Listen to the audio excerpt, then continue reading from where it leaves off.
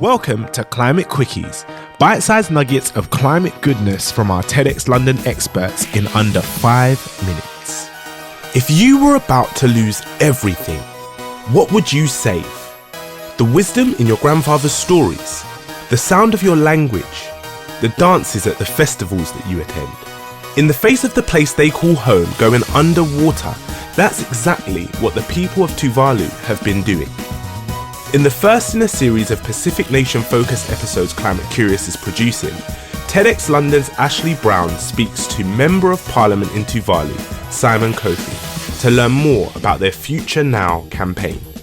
The Sea Level Nation has digitised itself to recreate its land, archive its culture, and move its government online, ensuring that Tuvalu can exist as a nation even after its land is no more.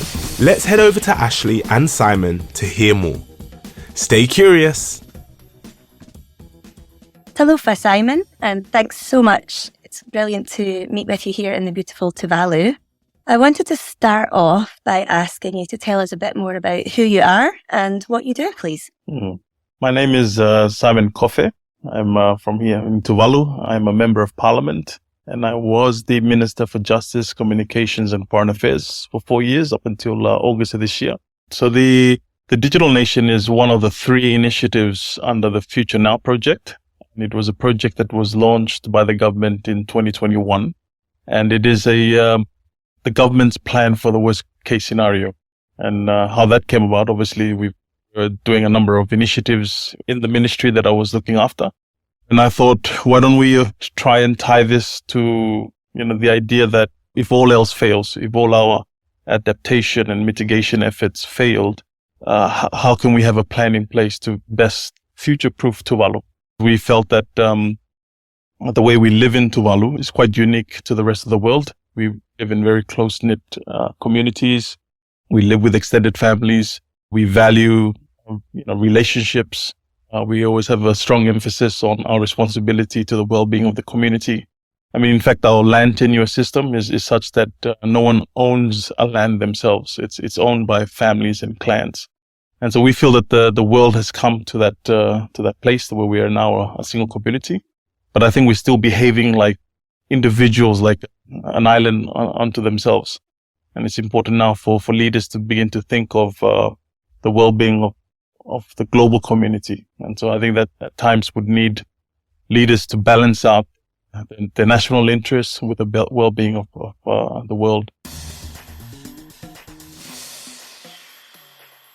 And what do you think other nations or other climate activists around the world could learn from this Tuvaluan experience of being at the forefront of taking action and innovative action at that? I think traditionally our people are innovative. And one of the points that I was raising during our consultations on the foreign policy, because I was emphasizing the need to bring our culture, our traditions and values into our foreign policy. And people were asking, what is the relevance of those things to the international stage? And I said that they're very relevant and it actually provides a solution for the problems that we're having right now on the international stage. Because we're all connected, but we're behaving like individuals that are not connected to each other. And what better country to speak about community well-being than Tuvalu, because that's how we live on the local level. And our people, we've lived on these islands for centuries. We live in a very vulnerable environment, harsh environment. Our people were navigators in the past. We've learned to survive on these islands. So that spirit of innovation and exploration has been something that's been a part of the Pacific for centuries.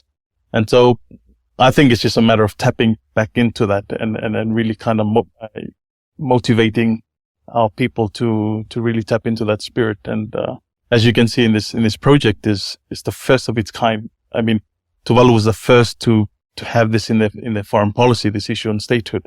It's the first to declare it in its constitution. And now the region has adopted that and declared it's the first of its kind in the world. And so I really agree with the point that we should not be viewing these things from a place of weakness and vulnerability. In fact, we have so much to offer the world.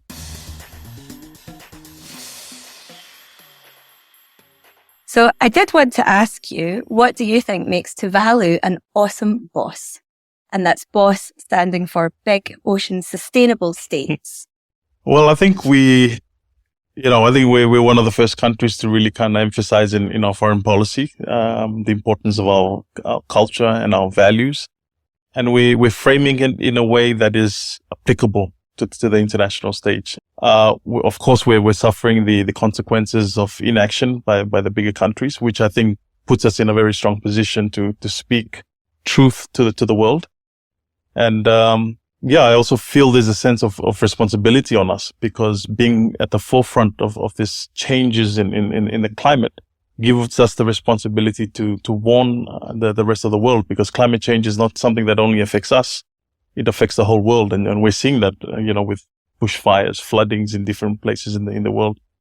So it will only get worse from here on in. So you've talked about this project as really setting the scene and creating a framework for the future of Tuvalu and also the future of other nations that might be similarly affected. So what gives you hope for Tuvalu's future at this stage? What gives me hope, I guess, is the faith of the people of Tuvalu. I think we value our faith, and we've seen Tuvalu come through a lot of challenges in the past, in our history during colonial days as well.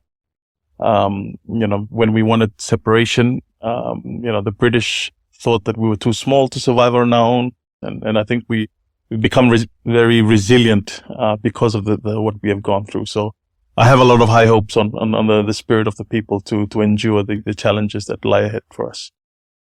And I totally agree.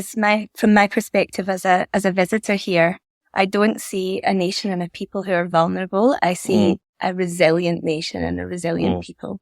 And finally, where can people find out more about the Future Now project if they're interested to learn more? And is there any action that you would like to ask people to take to support the work that you're doing? Yeah.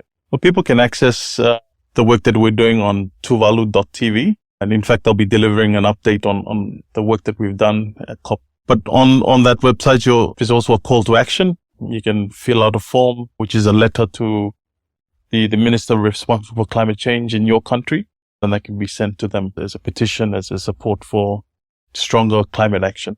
One final thing that we ask all of our guests on Climate Curious is to share a climate confession with us. Now, do you have one to share, Simon?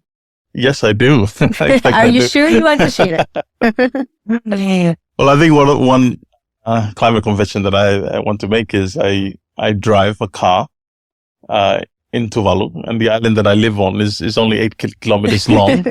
The width of this island is less than a kilometer. Literally live just down the road from the office. And yeah, I guess it's a bit, when you think about it, you could actually just walk. And I think that could be a resolution for me for the new year. Yeah, start walking to work. Yeah, a New Year's climate resolution. Sounds great. Yeah. And thanks again so much for taking the time out of your busy schedule to speak to TEDxLondon. It's been really brilliant to hear about this work. Thank you. It's a pleasure to be here with you. Thank you. Thanks for listening to this quickie. This episode was created by our superstar podcast team at TEDxLondon.